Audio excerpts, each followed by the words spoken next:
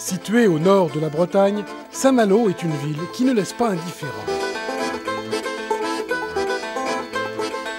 Vous allez, le temps d'une escale à Saint-Malo, plonger dans le passé et vous sentir l'âme d'un Surcouf, surtout si vous avez la chance de pouvoir naviguer de concert avec le Renard, réplique d'un des navires du célèbre corsaire malouin.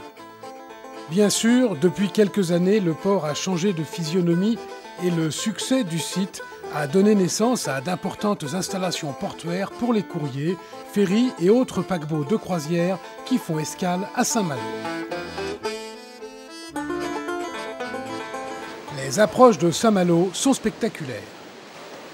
Pour celui qui pratique les chenaux de la baie pour la première fois, l'étude de la carte de la situation des courants et des vents sont importantes tant leur influence modifie l'état de la mer. N'oublions pas que nous sommes dans une région de France où le marnage, la différence entre la basse mer et la haute mer, peut atteindre plus de 12 mètres.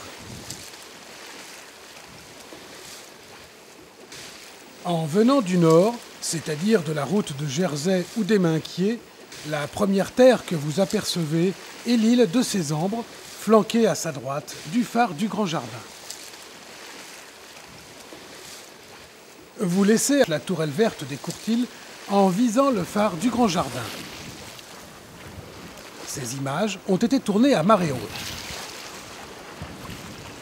Après avoir fait un petit crochet sur la droite pour passer le Grand Jardin, vous prenez l'axe d'entrée du chenal de la Petite Porte vers le 128.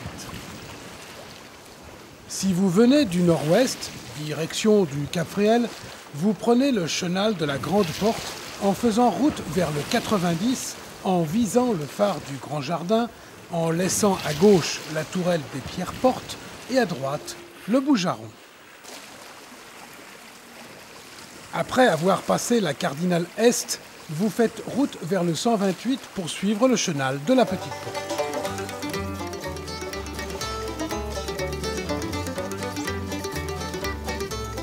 Il vous reste un peu plus de 2000 pour rejoindre l'entrée du port de Saint-Malo, en laissant à votre droite la tourelle des Burons qui protège l'île Arbaud. Vous rejoignez alors l'intersection des chenaux qui viennent du nord-nord-est. Puis vous longez les célèbres îles du Petit et du Grand Bay sur laquelle se trouve la tombe de Châteaubriand. Arrivé au bouée cardinal du plateau de la Rance, vous pouvez soit prendre à droite vers la pointe de Dinard pour gagner la Rance, soit à gauche directement vers le bout du môle de Saint-Malo.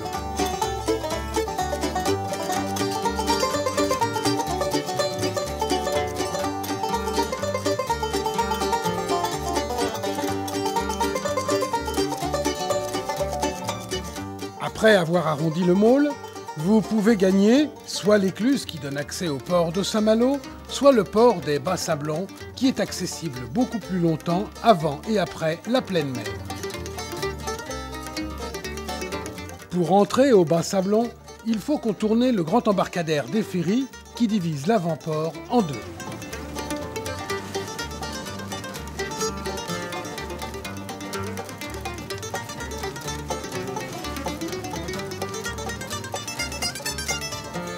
Le port est accessible par un seuil dont la hauteur du moment est marquée sur un tableau lumineux.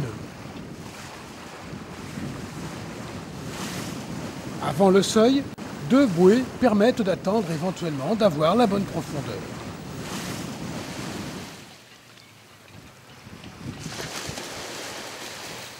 Le port des Bas-Sablons possède toutes les infrastructures d'un port de plaisance moderne. Son seul défaut est peut-être l'éloignement du cœur de la ville de Saint-Malo.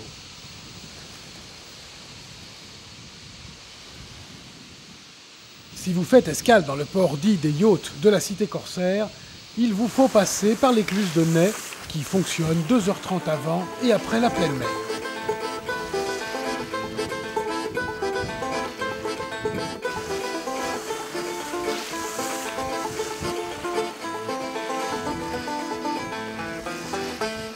À la sortie de l'écluse, dont le passage est, au moment des grands rassemblements de bateaux, un point remarquable de temps en temps folklorique, vous passez le pont Levant routier et vous traversez le bassin Vauban pour gagner le port des yachts, proche de la célèbre SNBSM, Société nautique de Saint-Malo. Là, vous êtes au pied de la cité corsaire. Le défaut de cette escale est l'importance du trafic routier et des parkings de voitures proches des pontons, surtout en saison. Tout cela est somme toute assez bruyant. Passé cet inconvénient, vous êtes à pied d'œuvre pour découvrir cette superbe cité et ses remparts.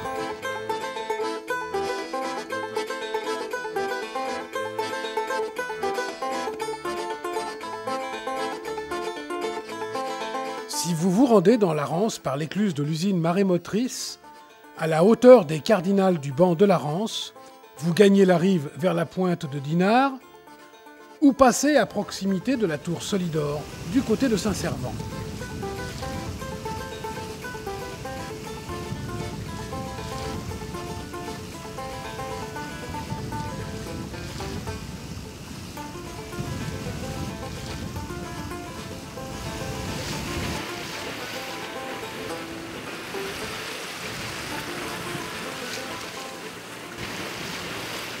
Vous suivez un chenal bien balisé et facilement reconnaissable jusqu'à l'écluse.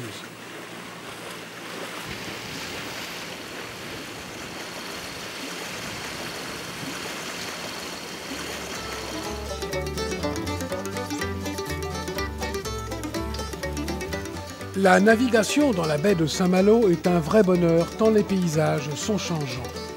Cependant, c'est une région de navigation où vous devez bien appréhender courants et marées.